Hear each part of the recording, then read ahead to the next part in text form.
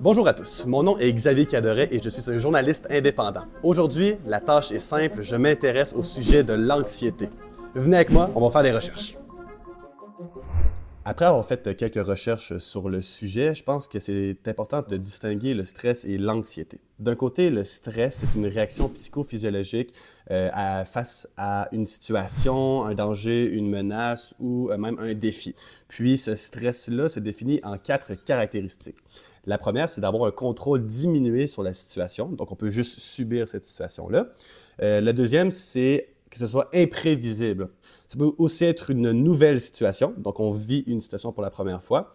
Et dernièrement, on va avoir un ego menacé. Donc on a peur d'avoir l'air fou et c'est ça qui va engendrer ce stress-là.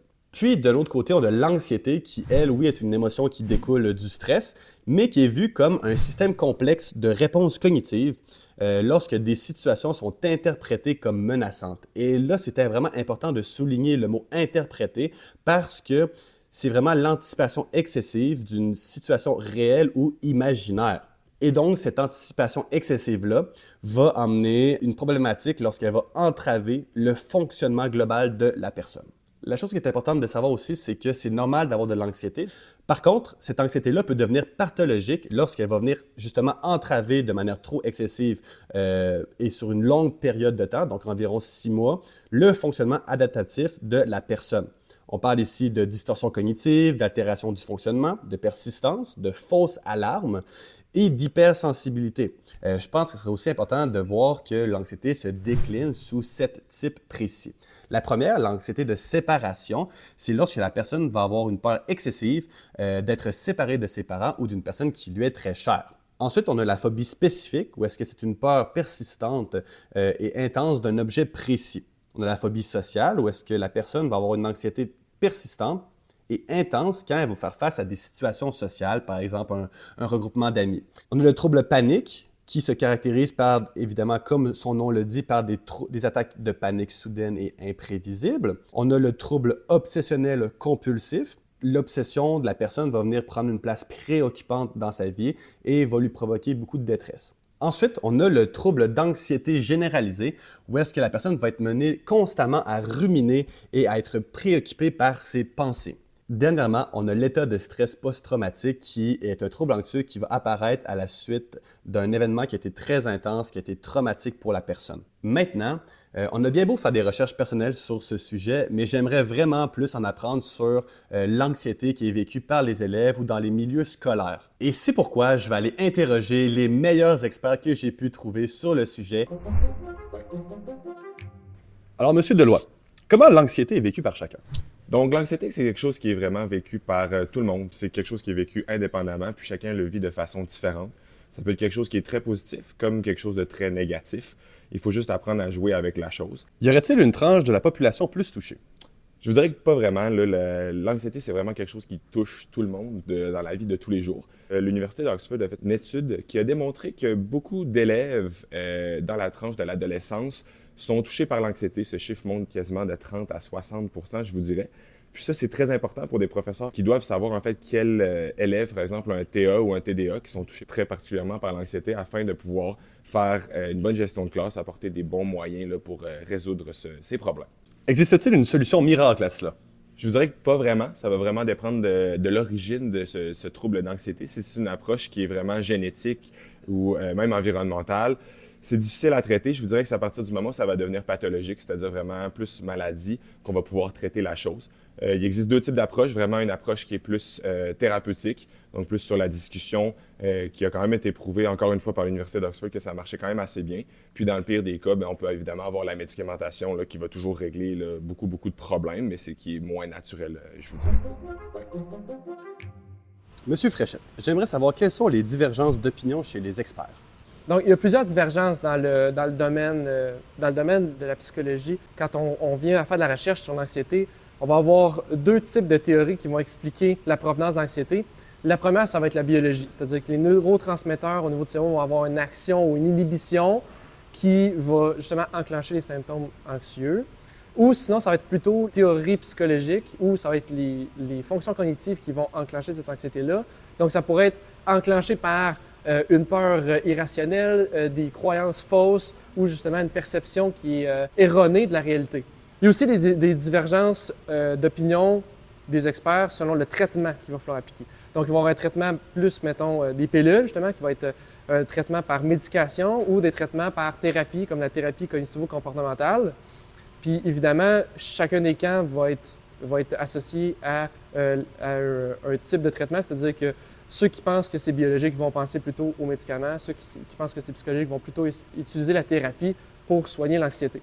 Il y a quand même certains chercheurs qui réussissent à réconcilier les deux et à essayer de faire en sorte que la psychologie et la biologie se mettent ensemble pour mieux expliquer l'anxiété parce qu'on se rend compte que finalement, il y a autant des facteurs biologiques que psychologiques qui rentrent en compte dans l'anxiété. Et quels sont les consensus à ça? Ce qui fait consensus dans le domaine en ce moment, c'est surtout tout ce qui est, mettons, définition. Donc, toute la base de définition de l'anxiété, c'est tout recueilli dans le DSM-5 en ce moment. C'est toujours en cours d'évolution, c'est-à-dire que ça pourrait changer demain, ça pourrait changer l'année prochaine, sauf que pour l'instant, tous les experts s'entendent sur la même définition de l'anxiété. Un autre aspect aussi, c'est il y a les recherches qui sont faites en ce moment démontrent que les antidépresseurs sont très efficaces pour traiter l'anxiété, donc ce serait un médicament qui fait consensus dans la communauté scientifique. Un autre aspect, c'est la TCC, la théorie cognitivo-comportementale, qui est la théorie la plus efficace en ce moment dans toutes les théories qui sont proposées. Et les études vont montrer que peu importe la thérapie qu'on va utiliser, que ce soit genre médicamenteuse, TCC ou les deux combinés, ça va avoir plus d'effet que juste quelqu'un qui va être anxieux et qui ne va pas se traiter. J'aimerais savoir sur quelle recherche vous travaillez présentement. Parfait. Bien, dans le fond, comme on l'a dit un peu plus tôt, l'anxiété, c'est quoi? C'est une réponse de l'organisme quand il va être face à un événement qui va être stressant. On va parler de troubles de l'anxiété quand ce stress-là va être tellement intense que ça va affecter la personne émotionnellement, physiquement. Donc, présentement, la recherche sur quoi je travaille, c'est sur le trouble d'anxiété de performance. Présentement, ça ne fait pas l'unanimité chez les chercheurs, mais c'est en voie de devenir. En gros, c'est quoi l'anxiété de performance? C'est chez les personnes qui sont affectées par l'anxiété de performance, que les personnes vont toujours se sentir incompétentes ou pas à la hauteur de la tâche. Il y a certaines personnes aussi qui peuvent ressentir le perfectionnisme. On va voir surtout deux perfectionnismes, soit le perfectionnisme positif ou le perfectionnisme négatif. Si on va voir le côté perfectionnisme positif, ça le dit dans le mot, c'est ce qu'on recherche d'habitude, on veut de quoi de positif. En fait, ça va juste amener la personne à atteindre ses objectifs puis à être confiant en lui. Si on va voir plutôt le côté perfectionnisme négatif, comme le dit le mot, ça va être négatif, la personne va se donner des attentes qui vont être inatteignables puis elle va être jamais 100% satisfaite de son travail. Est-ce qu'on peut parler de comorbidité lorsqu'on parle d'un trouble anxieux? En fait, dès qu'on parle d'un trouble anxieux, il faut parler de comorbidité parce qu'on estime que 30 à 60% des personnes qui sont atteintes d'un TA vont avoir un autre trouble de comportement. Comme j'ai dit, ça peut être un trouble de comportement X, mais les principaux qu'on va avoir, ça va être un TDAH, ça va être aussi la toxicomanie chez les adolescents, puis le premier, celui-là qui est au top, ça va être la dépression. Comme j'ai dit, la dépression puis l'anxiété, ça va de pair ensemble. Régulièrement, une personne qui va être dépressive risque d'être anxieuse et vice-versa. Il y a une étude qui a été faite chez les enfants. Plus l'enfant était anxieux à son enfance, plus il va avoir de chances d'être diagnostiqué d'une dépression quand il va être à l'âge adulte. J'aimerais savoir l'impact de l'anxiété sur les élèves. En fait, malgré que l'anxiété, c'est une émotion qui est totalement normale chez tout le monde, en fait, il va quand même avoir des effets assez néfastes chez les élèves, surtout si l'anxiété, comme a été mentionné, ça va être un trouble d'anxiété. Ce qui risque d'arriver, en fait, c'est que l'élève va avoir des mauvais rendements scolaires, mais aussi des mauvais rendements adaptatifs dans l'école. Comme la loi de York et Dodson va démontrer, si on prend un élève, par exemple, qui n'a pas de pression à l'école, il va avoir tendance à moins bien performer. Si on prend un élève qui va avoir une pression assez élevée, mais qui va quand même pas dépasser son seuil, c'est à ce moment-là qu'il va avoir la meilleure performance. Et au contraire, si on prend un élève qui va avoir trop de pression, c'est à ce moment-ci que les résultats scolaires vont chuter, donc il va avoir une moins bonne performance. Donc, l'anxiété va non seulement apporter un mauvais rendement scolaire pour certains élèves, mais elle peut aussi, dans certains cas, apporter de la motivation ou de la motivation contrôlée. Ces deux motivations-là, en fait, ils vont avoir des impacts sur l'anxiété, mais aussi sur le décrochage scolaire, puis aussi, comme j'ai dit un peu plus tôt, des mauvaises notes, donc de mauvaises performances. Les élèves qui vont être atteints d'un TA, ils vont avoir tendance à se situer dans la maîtrise évitement et dans la performance évitement. Donc, la maîtrise évitement, qu'est-ce que c'est? En fait, l'élève va juste éviter d'avoir de mauvais résultats, donc éviter de régresser. Puis, dans le deuxième cas, donc la performance évitement, l'élève va avoir tendance à éviter d'être le moins bon de son groupe. Aussi, les élèves qui vont être atteints d'un trouble de l'anxiété vont avoir tendance à ne pas avoir leurs besoins complètement satisfaits. Si on prend un exemple, un élève qui est atteint d'un trouble de l'anxiété sociale, par exemple, il va avoir tendance à avoir pas son besoin d'appartenance comblé parce qu'il risque de ne pas avoir de lien avec les autres élèves ou les autres personnes de son école. Monsieur Boily, en tant qu'enseignant, comment adapter notre style d'intervention pour les élèves anxieux? Bien, il faut savoir qu'avant toute chose, chaque style d'intervention est propre à l'enseignant en question, a plusieurs avantages et inconvénients. Par exemple, un enseignant qui est plutôt interactionniste va préconiser en fait l'établissement social et l'interaction avec les élèves. Il va mettre plus d'importance sur le besoin du groupe en tant que tel plutôt que sur chaque élève en question. Ça peut être plus difficile de repérer les comportements anxieux des élèves. Puis évidemment, un petit truc, ça serait peut-être juste au moment où le climat de classe voulu est atteint, de vraiment prendre le temps de regarder chaque élève pour s'assurer que tout va bien pour l'élève en fait. Après ça, on a aussi l'enseignant qui est plutôt interventionniste, lui va prendre en compte le besoin de chaque élève pour que au final, le groupe aille bien. Donc, il va peut-être avoir plus de facilité à repérer les comportements des élèves anxieux, surtout par le fait qu'il va mettre beaucoup d'emphase sur les règles et sur le fait que les élèves suivent les règles. Donc ça peut créer un climat de classe plus calme et propice à l'atténuation des comportements anxieux. L'enseignant non interventionniste, lui, va vraiment mettre l'emphase sur la relation de confiance et de respect avec ses élèves. Il va mettre de l'emphase sur créer des liens significatifs pour ses élèves. Donc, il va pouvoir avoir plus de facilité, je dirais, à repérer le comportement d'un élève qui est anxieux quand il rentre dans la classe et c'est un comportement anormal. L'enseignant non interventionniste va peut-être avoir plus de facilité à le repérer. J'aimerais savoir, M. Boily, si avoir un plan de classe établi pourrait favoriser la gestion de classe. Oh, absolument. C'est vraiment important d'avoir un plan de classe pour non seulement peut-être atténuer des comportements perturbateurs. Souvent, les enseignants, inconsciemment, vont porter de l'attention sur le devant de la classe. C'est une bonne idée pour les enseignants de placer justement les élèves anxieux à l'avant de la classe. Comme ça, on peut porter une attention plus particulière à ceux-ci. Donc, c'est très important de prendre en compte les élèves anxieux pour le plan de classe, ce qui peut faciliter justement la gestion de classe au final.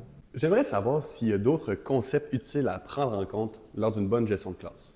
Oui, effectivement, il y a les 5 composantes de la gestion de classe. Donc, gérer les ressources, développer des relations positives, établir des attentes claires, intervenir face à l'indiscipline et aussi capter et maintenir l'attention des élèves. Donc, pour gérer les ressources, en fait, ça serait de solliciter l'aide des parents, qui peuvent être une aide très utile lorsqu'on veut en apprendre plus sur un élève. Pour développer des relations positives, en fait, c'est simplement d'accueillir les élèves, apprendre leur nom rapidement pour créer un lien significatif avec eux. Établir des attentes claires, en fait, c'est seulement de communiquer les critères d'évaluation, ce qui peut atténuer en fait l'imprévisibilité et la nouveauté là, pour les élèves anxieux. Pour intervenir face à l'indiscipline, ça c'est un petit peu plus difficile. Donc pour les élèves anxieux, en fait, c'est important de ne pas faire une intervention en plein dans la classe parce que là, ça peut augmenter en fait le comportement anxieux. Donc il y a des façons de remédier à ça. Donc ça serait de faire des interventions privées ou utiliser des signes non verbaux pour signaler un comportement nuisible. Pour capter en fait et maintenir l'attention des élèves anxieux, il s'agit d'utiliser différentes façons d'enseigner. Les élèves anxieux vont pouvoir choisir leur façon en fait qui va leur plaire la plus. Madame Hamelin, existe-t-il des moyens pour protéger les personnes de l'anxiété? Oui, effectivement, il y a des moyens pour protéger les personnes de l'anxiété. En fait, ce qu'il faut comprendre, c'est que tant qu'une personne a des facteurs de protection autour de lui, ça va l'aider tout au long de son parcours avec l'anxiété. Il y a 2 types de facteurs. Il y a les facteurs internes, puis il y a les facteurs externes. Les facteurs internes, c'est beaucoup plus individuel.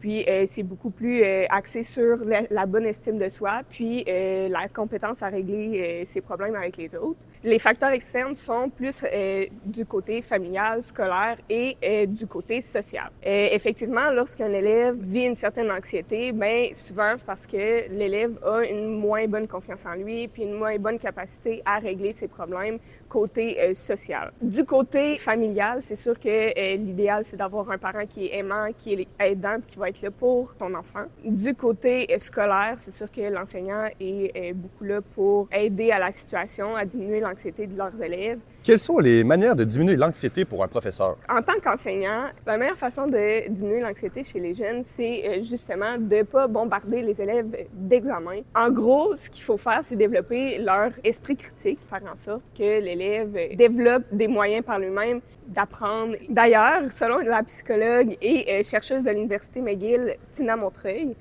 on devrait prendre exemple sur le système d'éducation finlandais parce qu'il y a des études là-dessus qui ont été faites, comme quoi les étudiants finlandais sont beaucoup moins anxieux que des étudiants nord-américains. Puis en gros, là, ce qu'ils font là-bas, c'est qu'ils terminent plus tôt l'école, ils ont des pauses dîner beaucoup plus longues, ils n'ont pas de devoirs, puis ils ont très peu d'examens, ce qui fait en sorte que ça diminue leur anxiété, justement, côté scolaire, puis ils développent plus de liens socialement en ayant des pauses plus longues à l'école. Quelle est la meilleure manière d'intervenir auprès des personnes anxieuses?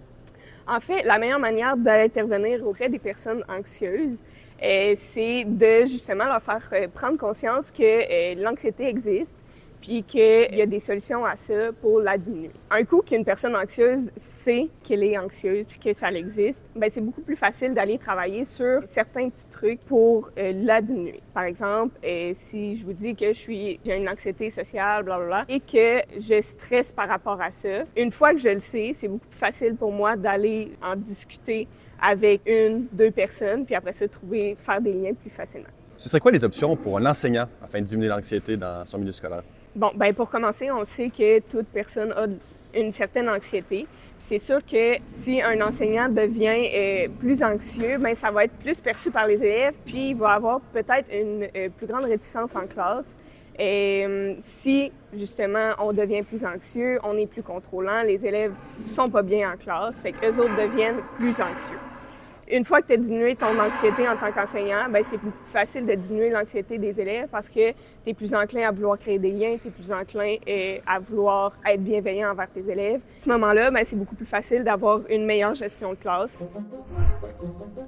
Je trouvais ça important d'avoir l'avis des scientifiques sur le sujet, mais je trouve ça aussi important, et même davantage, de savoir l'avis du public sur l'anxiété. J'aimerais savoir ton nom et qu'est-ce que tu fais dans la vie? Donc moi, c'est Émile Caron. Je suis un étudiant en enseignement actuellement. J'aimerais savoir qu'est-ce que tu penses des recherches actuelles sur l'anxiété? Bon, ben ça tombe bien, j'en parlais avec des collègues ce matin. Mais d'un côté, on a certains chercheurs comme Didier Delinière, entre autres, qui vont penser qu'il faut vraiment un trait d'anxiété, qui soit physiologique ou génétique, pour qu'une personne puisse être victime d'anxiété. Donc, si on parle d'une certaine situation, là, ce que ces chercheurs-là vont penser, c'est que deux personnes vont réagir complètement différemment à une situation, tout dépendant s'ils ont ce trait d'anxiété-là. Donc, par exemple, face à un examen, un élève pourrait réagir avec aucune anxiété s'il n'a pas ce trait-là, alors qu'un autre élève pourrait réagir de façon anxieuse s'il possède ce trait-là. D'un autre côté, il y a certaines personnes, comme Audrey Dupuis, entre autres, et son équipe de l'Université de Sherbrooke, qui vont penser qu'il faut vraiment un contexte social, entre autres, qui va augmenter l'anxiété. Donc, par exemple, tout le système scolaire québécois aurait une structure qui favorise un petit peu l'anxiété, entre autres au niveau du choix de carrière. Donc, dès la fin du primaire, début du secondaire, les élèves sont poussés à faire des choix de cours, à penser à leurs résultats scolaires, ce qui les met dans un contexte où ils sont favorisés à faire de l'anxiété. Et j'aimerais savoir qu'est-ce que tu penses des traitements utilisés? Actuellement, il y a un peu deux écoles au niveau des traitements. La première, c'est les traitements médicamenteux, donc avec l'utilisation des benzodiazépines, qui est vraiment très utilisé au Québec. D'ailleurs, en 2020, le Québec était une des régions dans le monde où ces médicaments-là étaient prescrits pour le plus grand pourcentage de la population. Naturellement, c'est un antidépresseur, donc c'est pas nécessairement que pour l'anxiété, mais une des utilisations principales, c'est pour l'anxiété. Donc, c'est sûr que ces traitements-là sont souvent favorisés parce qu'ils sont rapides, assez faciles à appliquer. Puis les benzodiazépines ont rarement de conflit avec d'autres médicaments, donc on a tendance à les prescrire en masse. Nous, on est un peu plus favorable au traitement psychosocial. Là. Donc, entre autres, encore une fois, l'équipe de Audrey Dupuis ont travaillé on fait des recherches là, sur les traitements en groupe, donc des réunions en sous-groupes d'élèves, plus ou moins gros groupes, où les élèves vont parler de leurs problèmes, vont discuter des situations anxieuses avec un professionnel psychologue ou psychiatre, peu importe. Puis, à cause des principes, là, entre autres, là, du fameux chercheur Vygotsky puis de la zone de proximale de développement, les élèves vont avoir tendance à s'aider entre eux puis donc à réduire leur anxiété beaucoup. Donc, ces traitements-là ont prouvé une très grande efficacité, même une efficacité meilleure et plus rapide que les médicaments. Donc, nous, on favoriserait plutôt là, ces approches psychosociales. Alors, c'est ainsi que mon reportage sur l'anxiété se termine. J'espère que vous en avez pris davantage, j'espère que ça vous a plu et j'espère aussi, en tant que futur enseignant, ce reportage va pouvoir vous donner plus de ressources et vous équiper pour faire face à des situations avec des élèves anxieux.